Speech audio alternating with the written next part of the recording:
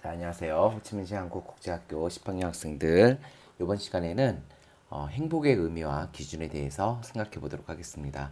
그 중에서도 행복의 기준은 무엇일까? 이렇게 주제를 잡고 수업을 해보도록 하겠습니다. 한때 이제 네이클로버가 유행이었죠. 왜냐면 행운을 상징하거든요. 그렇죠?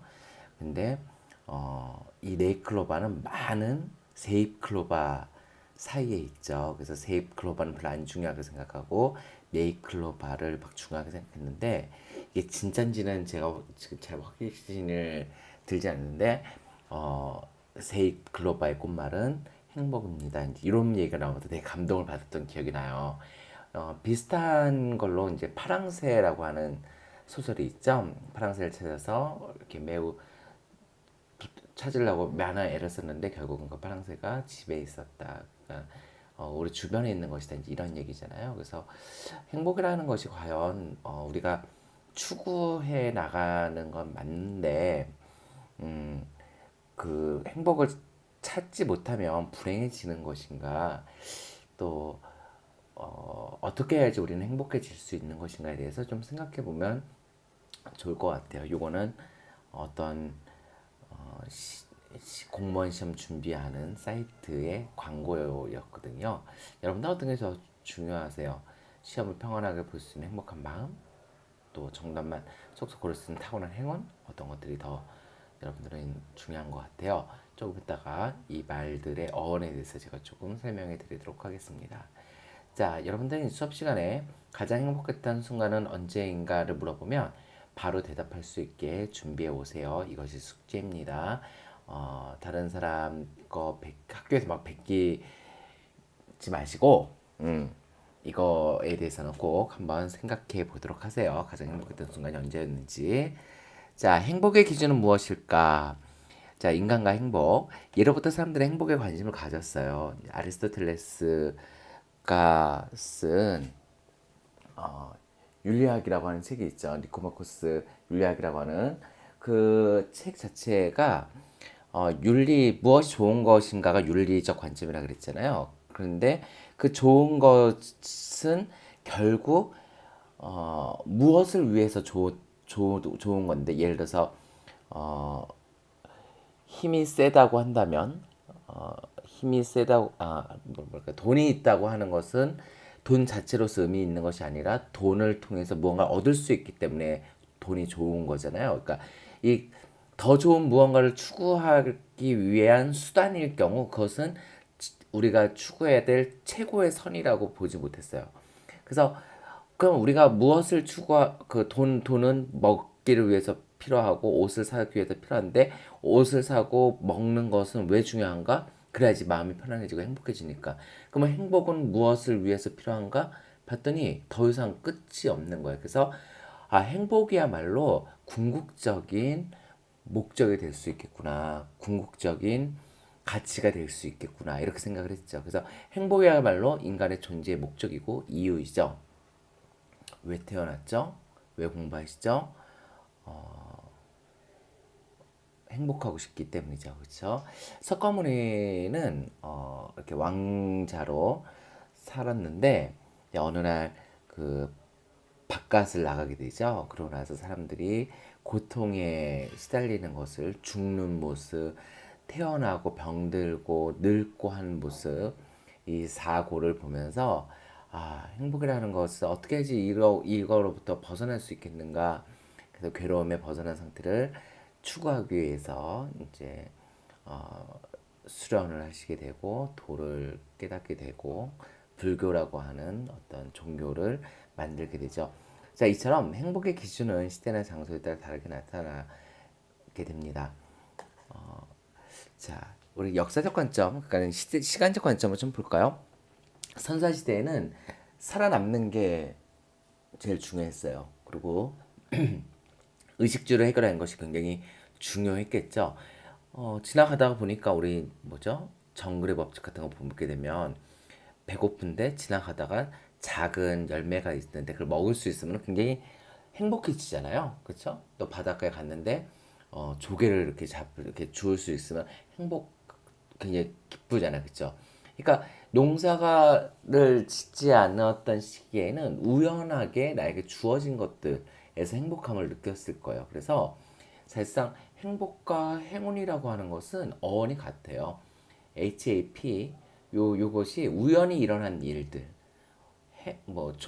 우연히 발생한 일이라는 뜻을 갖고 있다고 합니다. 그래서 행운은 우연하게 온 거잖아요, 그렇죠?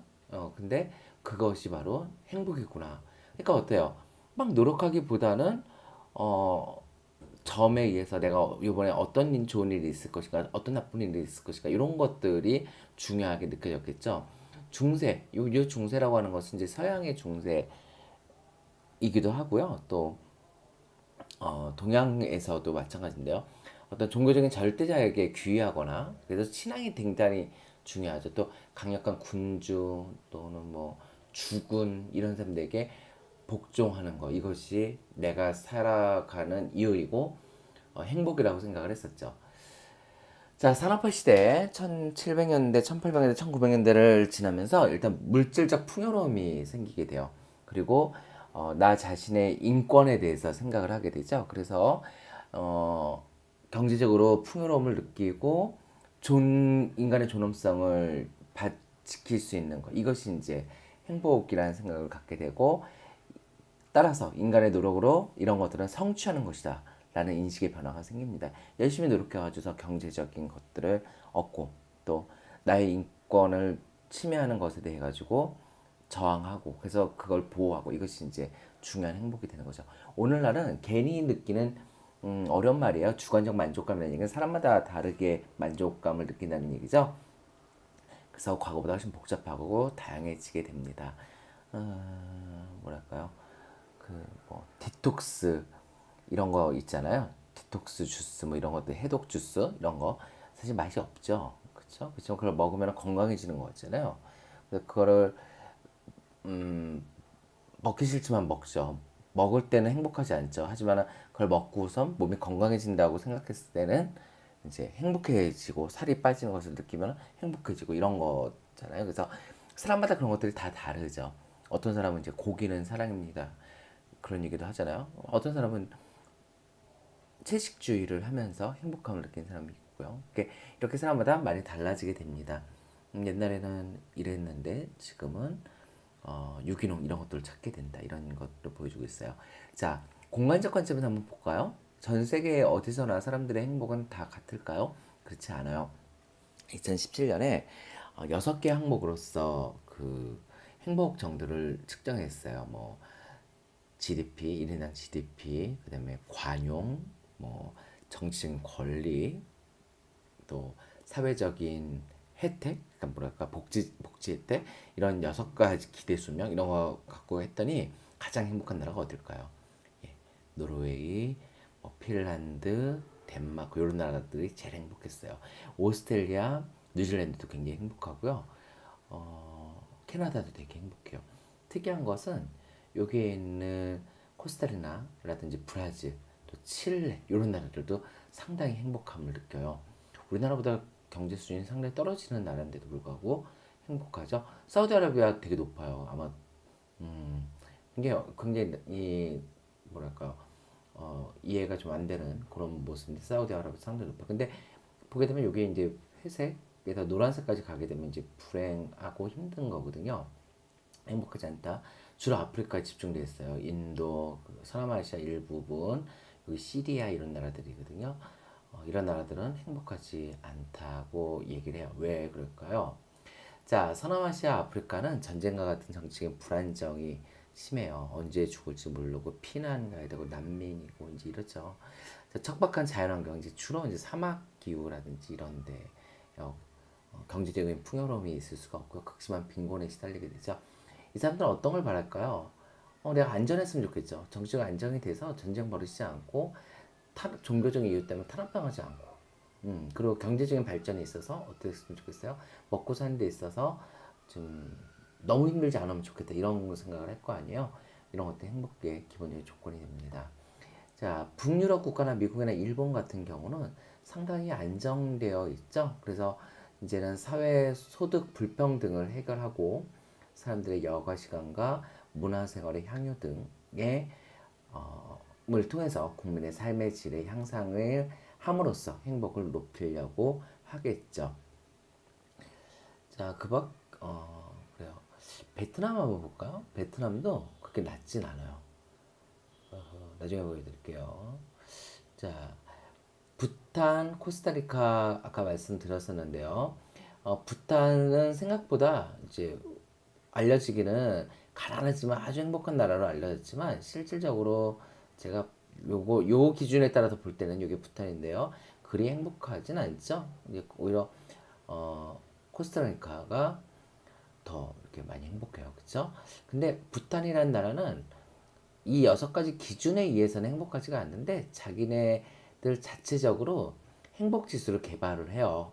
그래서 1인당 GDP라는 것이 과연 무슨 의미가 있겠는가 이러면서 1인당 GDP를 대체할 수 있는 새로운 경제 지표를 만들면서 사람들의 균형 있는 삶, 행복한 정신적 가치와 주관적 가치를 중요하고 환경을 보존하고 조화를 이룰 수 있도록 그렇게 노력하고 있습니다.